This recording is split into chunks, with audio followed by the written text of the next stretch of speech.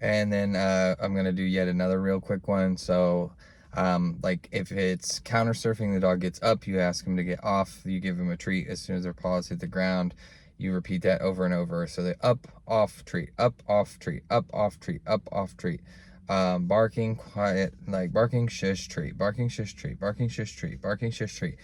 These kinds of things, like the dog is smart enough to put together that like if they bark, they'll get a treat. If they get up on the counter, they get a treat. If they get up on you, jump on you, they get a treat. So over time, your rate of reinforcement is going to be fewer and further between.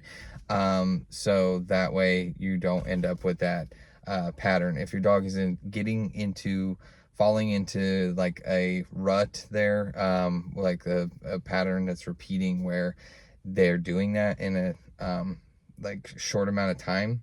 Like if I'm out with a dog for an hour session and they're doing something like that, then that's a good time for them to take a break and go like be confined for a second, work on something else. I'm gonna remove my attention from the dog. I'm gonna remove their access to me, because that's just gonna reinforce that that pattern, and I don't want to do that.